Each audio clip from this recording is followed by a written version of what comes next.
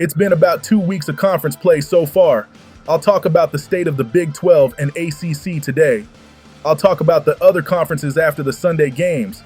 Baylor was not only upset by Kansas, they got upset by Iowa State just a few days later. To be honest, I wasn't remotely surprised. I was never sold on Baylor. Something about them always felt off. Let's look at their two so-called quality victories so far. They beat Utah by 7 at home, but Peely only played 20 minutes because of foul trouble. Anyone who has watched Utah games knows they are a completely different team when she's not on the floor. Their other quality win was beating Texas on the road. They didn't have their two best players in Rory Harmon and Taylor Jones, and they only won by 6. If Baylor was actually like they've been hyped up to be, they would have blown them out. Take the two best players off of LSU, UConn, UCLA, or whatever team you want to think of. If a team beat them by only 6 points, no one would be impressed. But what did surprise me was the fact they got blown out by Kansas.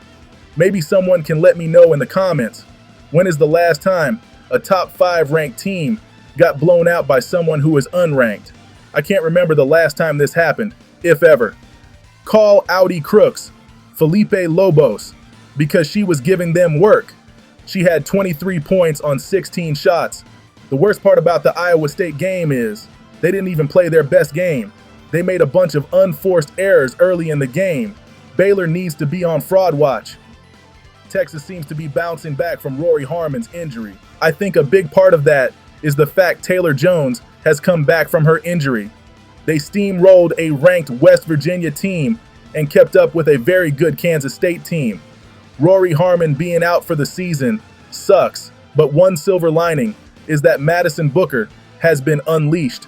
She's only a freshman, and no one can stop her in one-on-one coverage. Her passing is getting better and better. She needs to cut down on her turnovers and shoot better from 3, but she's already way ahead of schedule. Unfortunately, Deona Gadsden suffered an injury with about 3 seconds left in the game. She got injured by jumping into Ayoka Lee in an attempt to steal the ball. Considering the game was close to over by that point, it just makes it even more unfortunate. I really hope she's okay. It was a really sad sight to see. Kansas State, on the other hand, is clearly a top 10 team, and right now, they are the best team in the Big 12. I was worried this team would be too reliant on Ayoka Lee. In a way they are, but the other players are doing their best, and it's paid dividends. Kansas State has incredible ball movement as they average 21 assists per game, which is 3rd in the country. They suffocate their opponents to only 32% field goal percentage, which is top 2 in the country. They don't have the biggest names, but when you're doing stuff like this, you can compete with anyone. At this point, if people haven't figured out how much of a beast Ayoka Lee is, they just aren't paying attention. Ayoka had 21 points, 10 rebounds, and 4 blocks against Texas, and she's had similar performances all season. Every game she plays Ayoka Lee completely takes away the paint for the other team. Any team that relies on scoring in the paint to win games does not want any smoke with Kansas State. That's all the thoughts I have on the Big 12 at this moment. Time to move on to the ACC. Virginia Tech successfully upset North Carolina State. There was a lot of controversy on the last play because there was absolutely a moving screen on the final play that freed Kitley up. Georgia A. Moore straight up did an offensive lineman block on an NC State defender. There's no way this flies on a neutral site. NC State got robbed, but they only have themselves to blame. It never should have come down to the last play to begin with.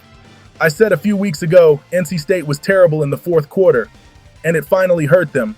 They were outscored in the 4th quarter against Virginia and Florida State, but they got away with it, just like how they've been getting away with it all season. But their 4th quarter collapse against Virginia Tech proved costly. They went almost 8 minutes without scoring. That is absolutely ridiculous. But NC State will be fine. I think they needed to lose because they weren't going to do anything about the terrible 4th quarter play until it finally hurt them.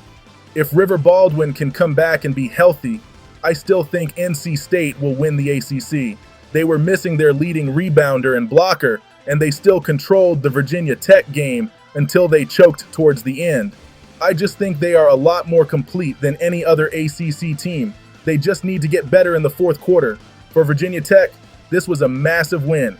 They finally got a ranked win under their belt. I was very surprised they did not move in the top 10 in the AP poll after this. This is problematic because the earliest they play another top 15 team is February 8th, which just so happens to be against NC State. So moving up is going to be very difficult. The Virginia Tech versus NC State rematch might very well decide the winner of the ACC regular season.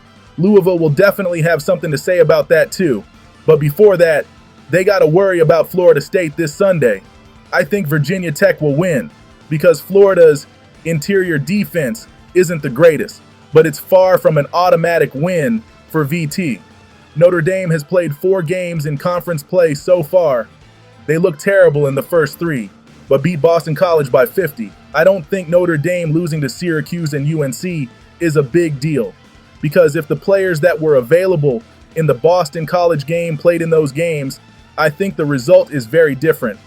But that hardly means Notre Dame shouldn't have concerns. Notre Dame has issues that aren't related to injuries. And if they don't fix them, they have no shot at beating title contending teams. And I'm saying that regardless if the team is healthy or not.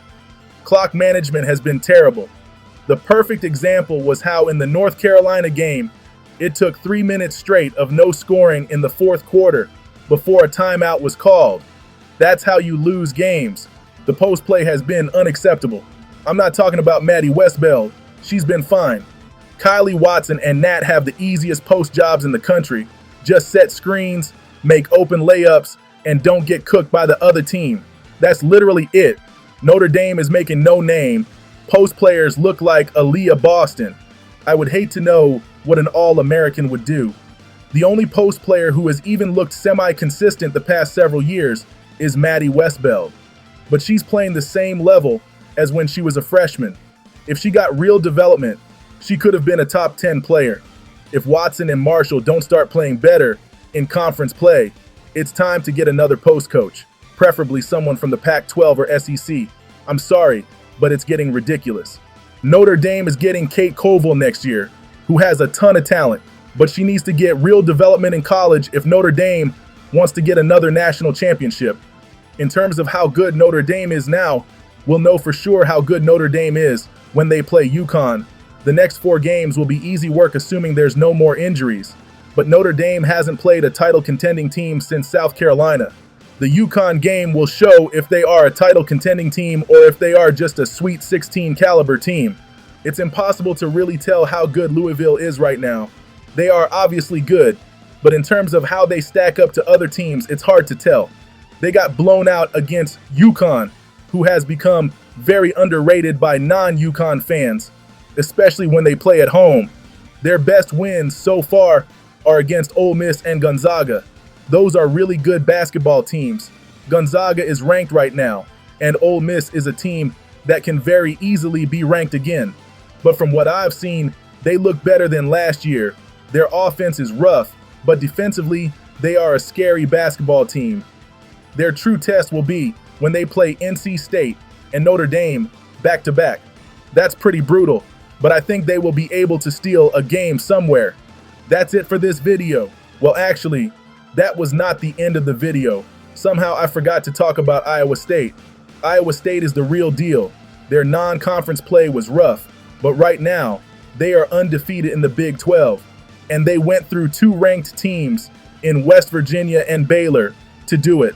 This team is young and makes a lot of mistakes, but their talent is through the roof, especially Audi Crooks and Addie Brown. Nobody wants to see this team when you have a team like this that has nothing to lose and no pressure. They are dangerous. It's actually not that far-fetched to think they could be the best team in the Big 12.